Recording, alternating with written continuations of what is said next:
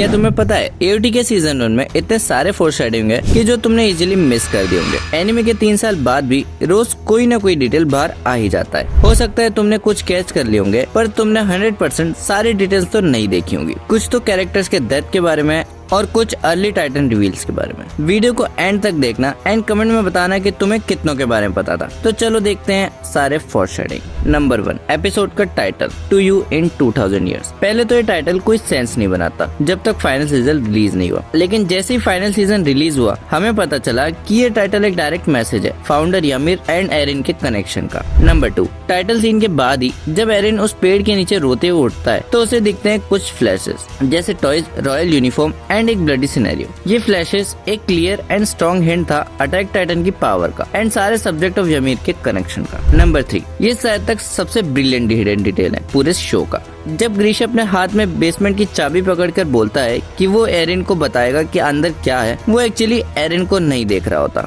उसकी आंखें एरिन से थोड़ा अलग डायरेक्शन में थी। वेल, जैसे हमें पता चला था सीजन 4 में कि ग्रीशा उस टाइम पे फ्यूचर देख रहा था एंड वो एडल्ट एरिन को देख पा रहा था जो उस मोमेंट में सब कुछ ऑब्जर्व कर रहा था। नंबर 4, जब सिगांशिना वर्ल्ड टूटती है तब स्माइलिंग टाइटन जिसने एरिन की मदर को खाया था वो पहले बैटल के पास से गई थी। मतलब उसने बैटल को कम्प्लीटली इग्नोर कर दिया था, जो हमें बाद में जाके पता चलता है कि उसे फ्यूचर एरिन ने बचाया था एंड स्माइलिंग टाइटन को उसकी माँ की तरफ मोड़ दिया था जिससे बाद में आर्मिन बच सके। नंबर 5, पूरे फर्स्ट सीजन के दौरान क्या तुमने वॉल्स के ऊपर कभी ध्यान दिया? हमें वॉल्स के ऊपर हमेशा बर्ड्स उड़ते हुए दिखाए गए हैं। बर्ड्स को एक विजुअल मेटाफोर की तरह दिखाया गया है उस फ्रीडम के लिए जिसके लिए एरिन तड़पता है। नंबर 6, क्या तुम्हें पता है इसियामा ने हमें एंटागोनिस्ट बहुत पहले ही दिखा दिए थे। जब वॉल पे अटैक होने के बाद बचे हुए लोग अपना राशन ले रहे थे तब कैमरा पर्टिकुलरली 3 बच्चों पर बहुत कम टाइम के लिए फोकस करता है एंड वो थे राइनर, बैटल एंड एनी। ये लोग सिर्फ सर्वाइवर नहीं थे, ये लोग थे वो जासूस जो विक्टिम के बीच घुसकर रह रहे थे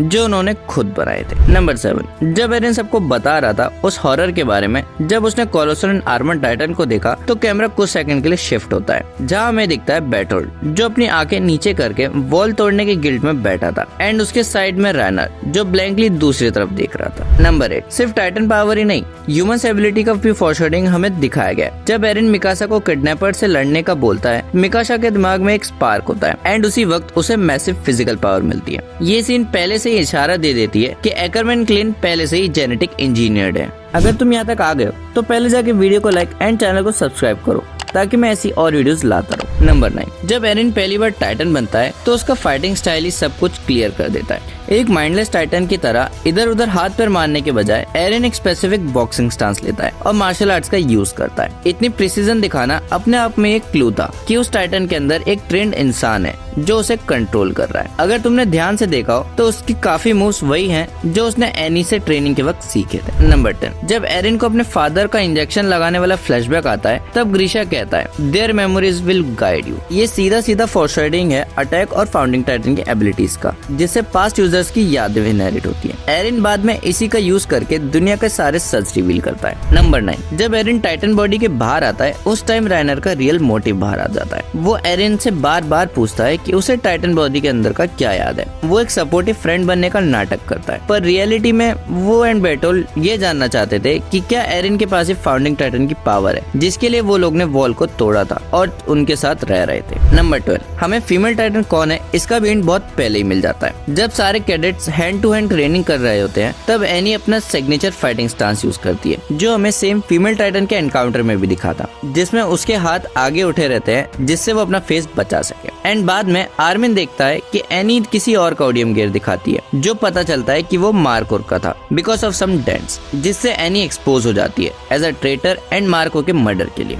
नंबर 30, जब 57th एक्सपीडिशन शुरू होती है तब फीमेल टाइटन अपनी आइडेंटिटी लगभग चीख कर बता देती है। पहले वो आर्मिन का हुड हटाती है, मुस्कुराती है और उसे जिंदा छोड़ देती है क्योंकि वो अपने क्लासमेट्स को पहचान लेती है। जब आर्मिन चिल्लाकर कहता है कि उसने सुसाइडल बॉम्बेट यानी एरिन को मार दिया जो निकनेम सिर्फ 104 कैडेट्स को पता था, तो वो एकदम रुक जाती है। एंड सबसे बड़ा क्लू तब मिलता है जब राइनर उसके हाथ में फंस जाता है और बाहर निकलने के लिए उसका हाथ काट देता है। अगर तुम ध्यान से देखो तो उसने सिर्फ एस्केप नहीं किया था, रायनर ने अपनी ब्लेड से उसकी हथेली पर एरिन की लोकेशन लिख दी थी। रायनर का वो एस्केप इतना कन्विंसिंग था कि पहली बार में किसी ने शक ही नहीं किया, पर वो एक्चुअली एक सीक्रेट मैसेज पास कर रहा था। नंबर 14, एनी की पर्सनल ट्रेजेडी और टाइटन मैकेनिक्स को सीजन 1 के एंड में बहुत ही ब्रिलियंट तरीके से फॉरशैडो किया गया। आर्मिन के साथ अंडरग्राउंड जाने से पहले वो धीरे से अपनी सिल्वर रिंग पहनती है जिसमें एक छुपा हुआ ब्लेड होता है। ये इस बात का इशारा था कि शिफ्टर्स को ट्रांसफॉर्म होने के लिए एक फिजिकल इंजरी की जरूरत होती है। एंड एक फ्लैशबैक में उसके फादर को रोते हुए